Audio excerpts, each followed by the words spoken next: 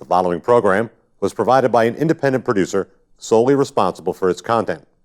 The opinions expressed do not necessarily represent the views of this station, its staff, board of directors, or underwriters.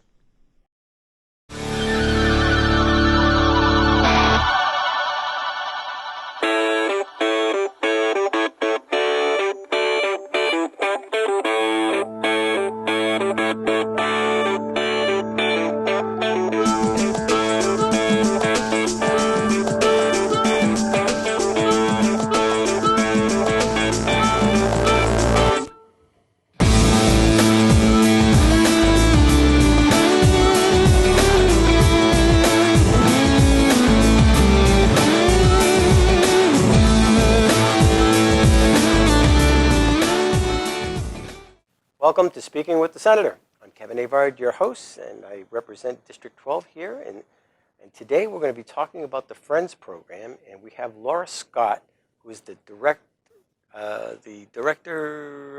of development. Yes. I'll always screw up. It doesn't matter, right? Welcome to the show. Thank you for having me. So this pertains to Nashua. Yes, it does. And when somebody thinks of the Friends program, you have a big umbrella, don't you? We do. We've been around since 1975, so over the course of all those years, we've been able to expand our reach across the state, including into here in Nashua. We have 4 different programs we run. We started off as a court diversion program, actually, for troubled youth, and we've expanded over time. Court diversion, is that still in operation now? We still have the youth mentoring program, but we kind of would look at it as a failure if we got the kids at the court process. We're trying to help at-risk youth before then with our mentoring program. It's in Merrimack County. We serve about 125 youth a year. Merrimack County, that's up by the Concord area? That's the Concord area, yes. So we serve about 125 at-risk kids that want mentors in their lives. So it's a voluntary program now, not like it was back in the starting of the organization. And we partner the kids with adults or juniors and seniors in high school as a mentorship for a 1-year commitment, though most of our mentors and kids stay on for multiple years. They become part of each other's family. How did the kids get involved with that, to mentor?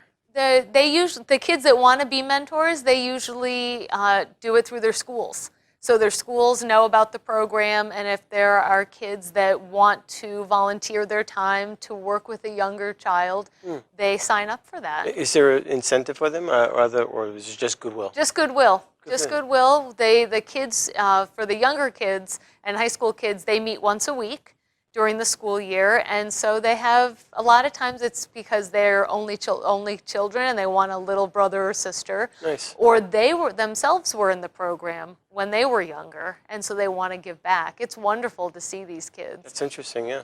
But we don't have that in Nashua. We don't, unfortunately. We're a small staff, so we can't be everywhere. What else you have? Our other programs, we have an emergency housing shelter in Concord, but we take in families from wherever if we have space. We can house 8 families at a time. We're the only family shelter in Merrimack County, which is really surprising.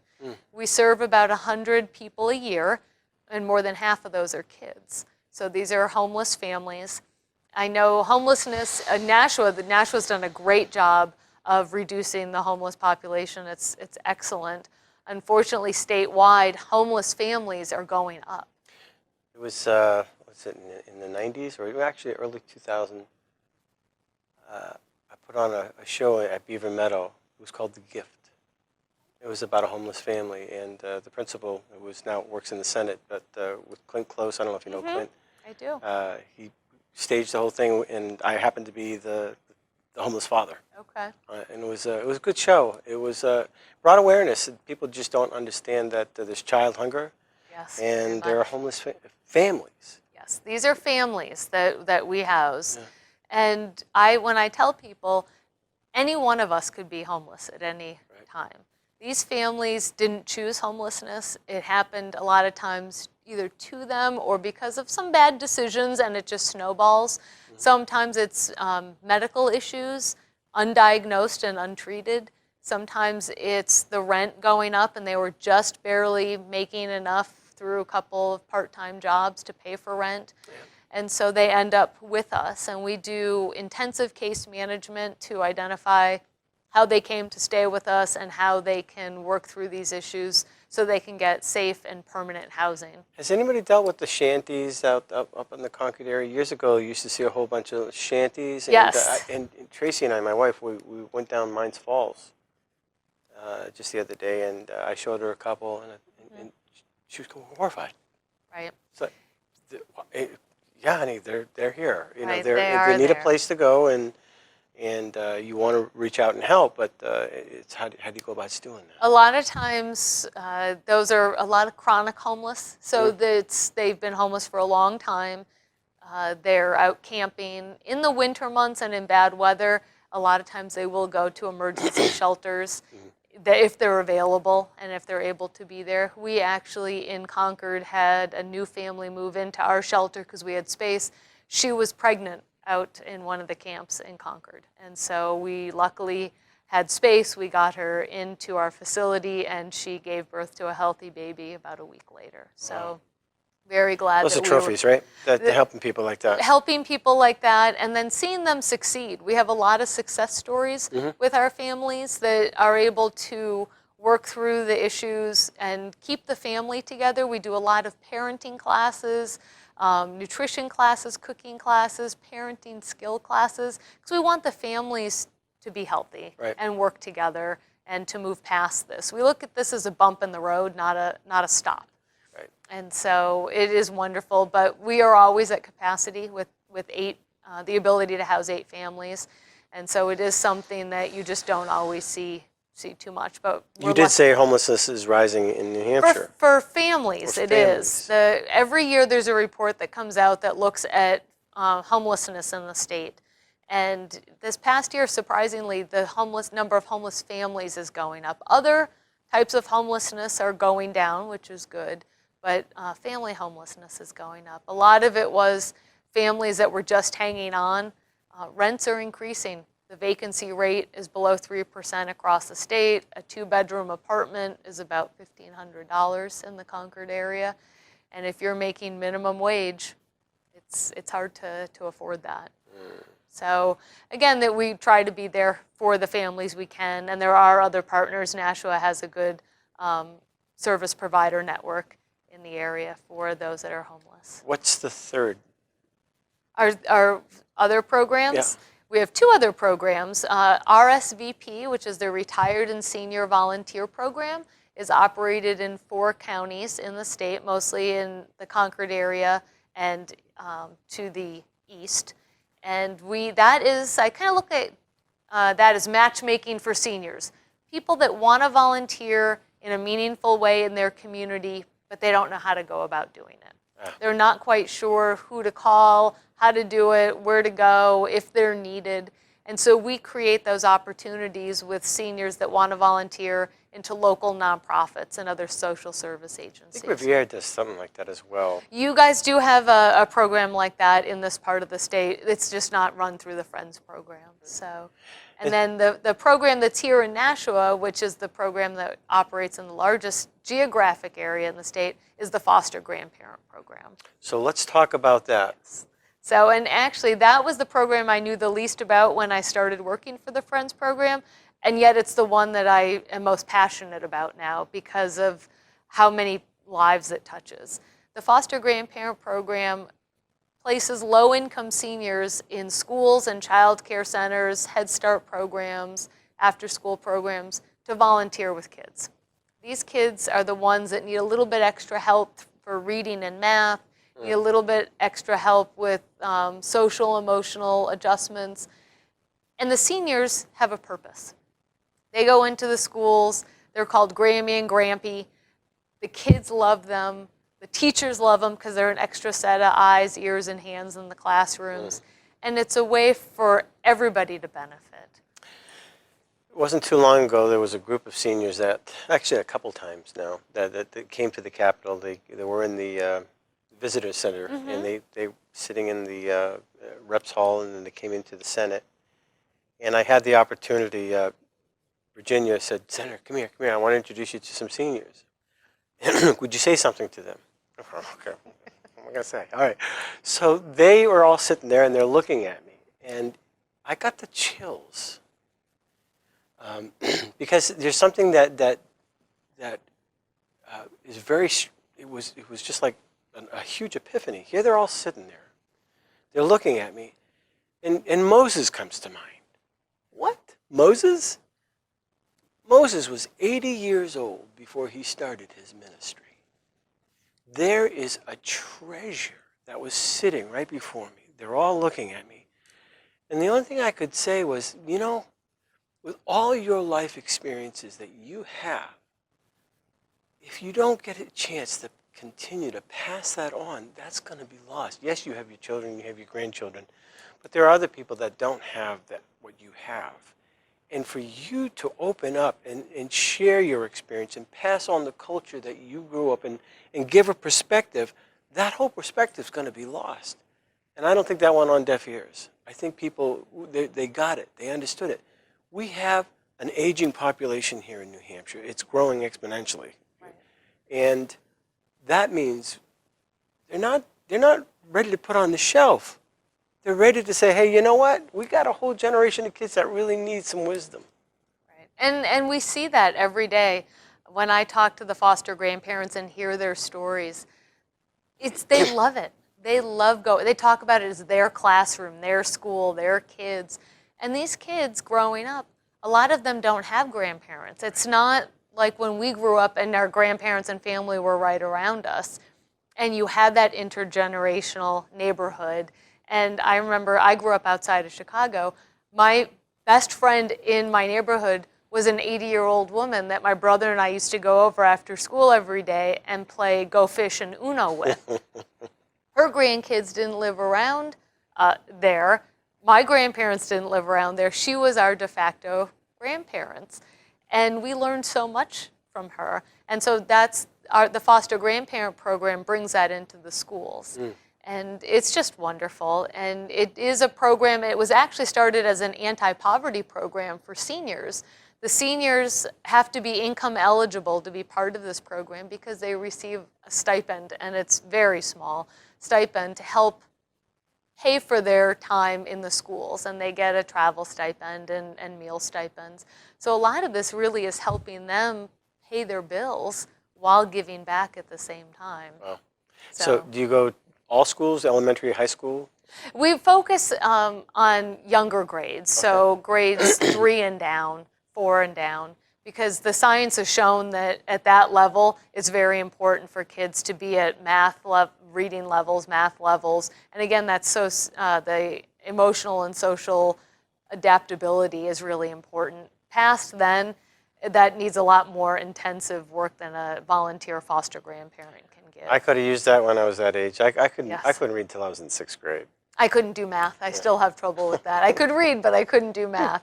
Yeah. Math class was awful for me. But having somebody to come alongside you instead of being very judgmental, because Yes.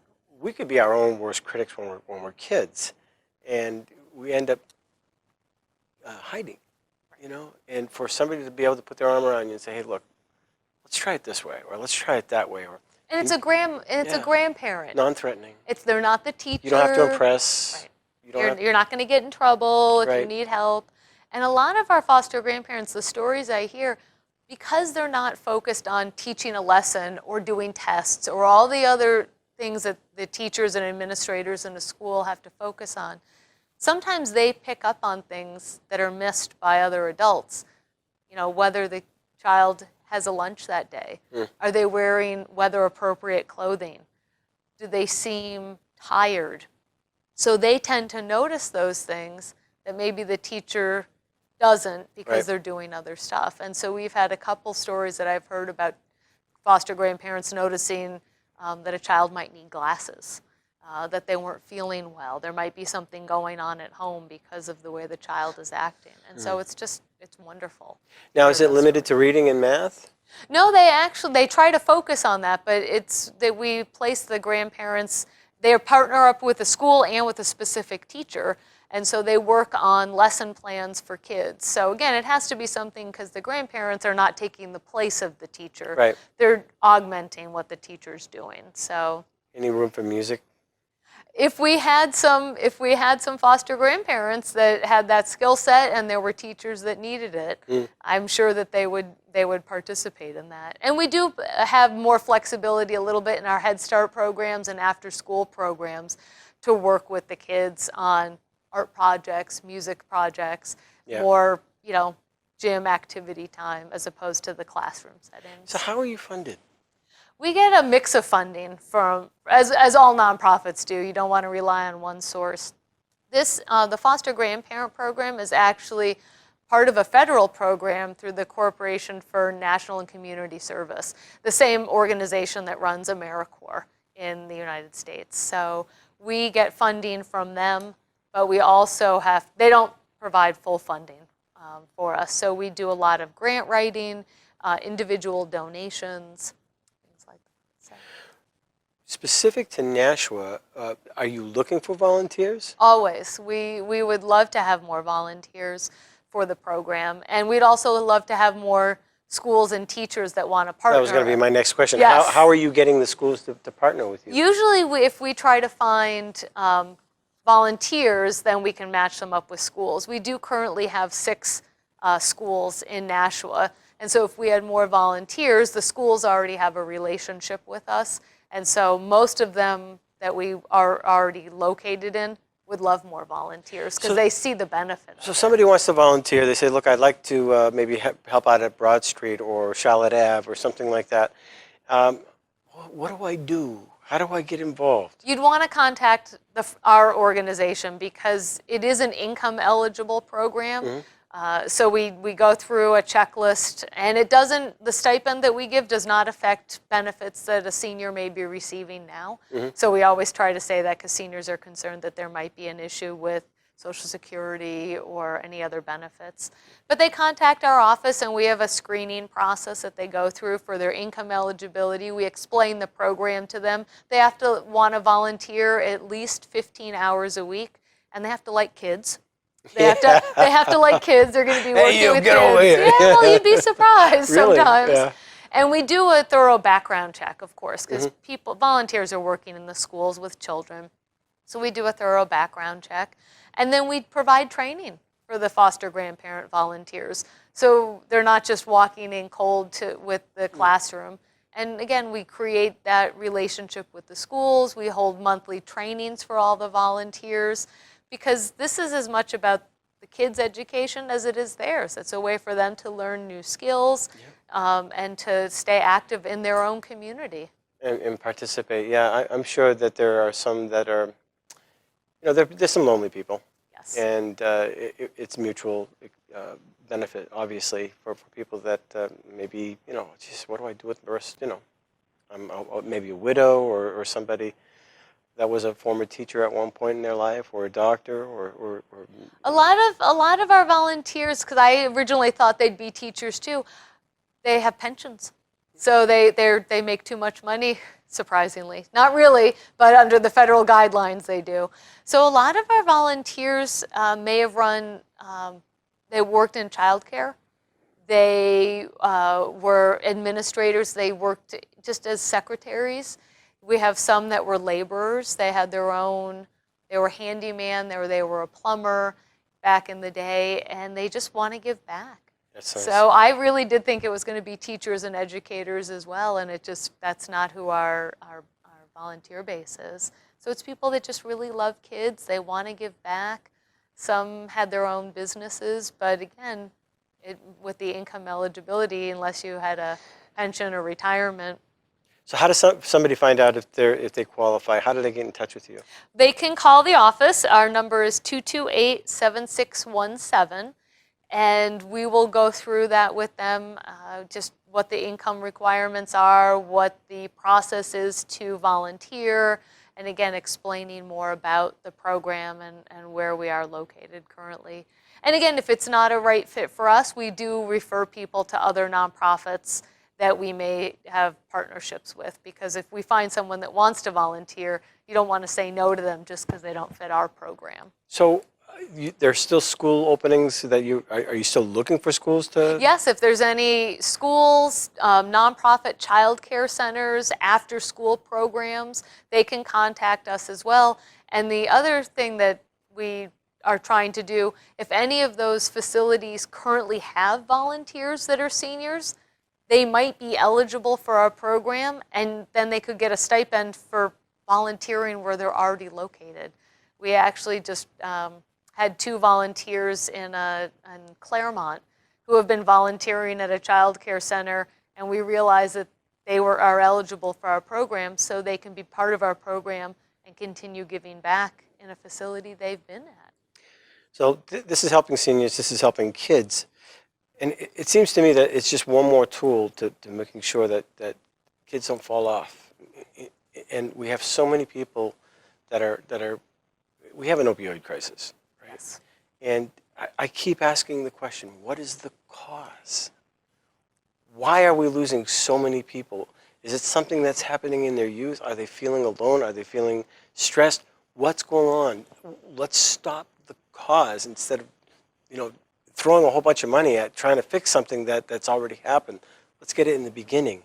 This is one way we can incorporate this treasure, our seniors, to, help this new culture, this new generation that's coming up. And some kids, with divorced parents or separation, they're lost. And this can help them. This is a prevention program. Yeah. And prevention is always more effective and more cost efficient than solving the crisis on the other Right. end. And it really is, it's not as exciting and dramatic as the crisis piece, whatever the crisis is. But the prevention, and we see that. We actually, with our foster grandparents and the teachers in the classroom, we have them do evaluations to show the effectiveness of the program and the kids and the outcomes. And every year, we just see more and more positive results from these programs. Are there nationwide studies on this type of? Yes, this is a national program, and so it's replicated across the country. We're the organization for the state of New Hampshire that hosts the foster grandparent program, but it is a national program, and so there are studies just from New Hampshire, but also across the country that shows the effectiveness of the program in preventing bad outcomes down the road, whether they be educational issues, social issues, and so on. Does the state or the city contribute to this at all? We do not get any state funding. We have in the past. There's actually a state law on the books that says the state is supposed to be funding the foster grandparent program. Shall? It's a shall, and until 2011, we did receive funding, and since then, there's been a rule change put in place every year to not fund it. A rule change? Yes, so that it's still on the books. Under what department? I was going to say the elderly affairs would be my guess is where it is, but I can find that out for you. That would be very interesting I'll because send I that happen to to you. sit on rules. So yeah, every 2 years there's funding. There actually was, interesting. Senator D'Alessandro actually put in an earmark for us, or I guess not earmark, but put in money for us for the foster grandparent program the last budget cycle. It passed the Senate. It was taken out at committee of conference. I think people would rather pay for this opioid crisis on the other end. Probably, it's a lot cheaper, let me tell you. It's a lot cheaper on the prevention side. But again, it doesn't just prevent opioid crisis. It helps with educational attainment. It Right. helps with mental health. But it's not only just kids, it's helping the seniors. Right. You're giving the seniors positive reinforcement to get out of bed every morning. There's been tons You're giving of them studies. life. There's right? tons of studies that show that seniors are healthier if they have social interaction, if they have a cause and a purpose. It's not just physical activity, but it is also physical activity. The seniors are in the schools with these kids every day. They're interacting, they're moving around, and it helps on both ends. It's interesting. There are all kinds of stories that happen up there at the Capitol, and I came across a group of kids. Apparently, there's a school for kids that suffer depression. I didn't know that. I didn't know that either. Senator, come here. Can you talk to these kids? And I can only relate to some of the things that I went to when I was a kid, and I kind of struggled through all that kind of stuff because I couldn't read. And you feel alone, you feel isolated. And the smart, pretty kids, well, you're the dumb kid that can't read. You're not dumb, you just think you're dumb. And so you go into the cycle. Maybe back then we had a different name for it. Now today there's something else. What happens is then you go into this spiral. And what gets you out of that spiral is just a light of hope and something that brings that hope. What is that hope? Well, for me, it was when I got a saxophone. It was music. And music turned a little bit of my light bulb on. I didn't realize I had a form of dyslexia. Following Most the notes. people don't until much later, and then they go, oh, if only I had known. If only I had known. And mine isn't that I see letters backwards. It's how it focuses on my lines. And it's work. It always has been.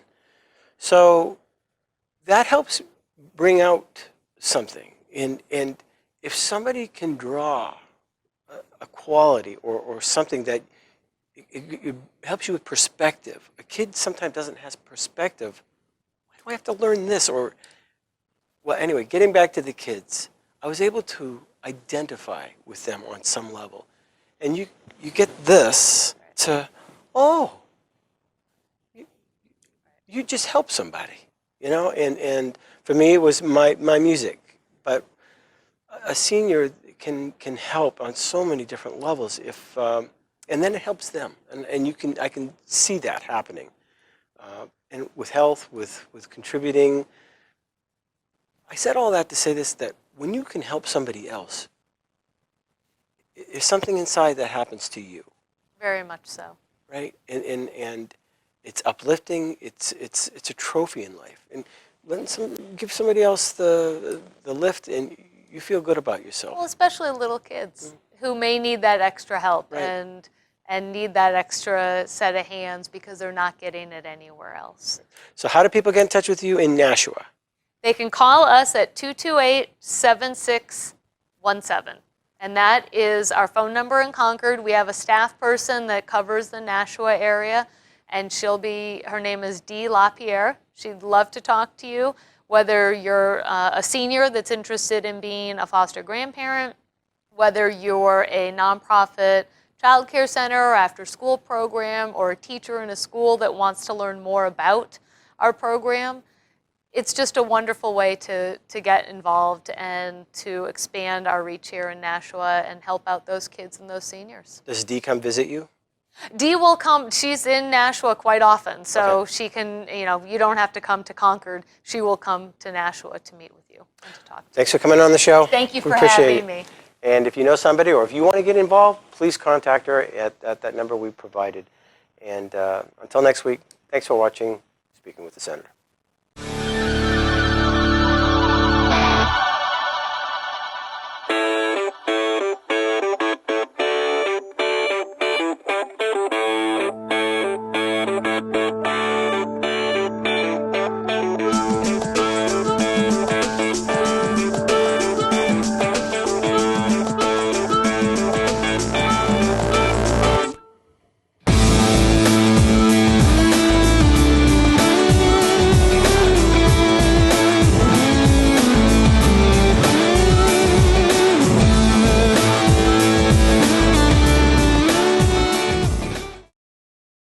The preceding program was provided by an independent producer solely responsible for its content.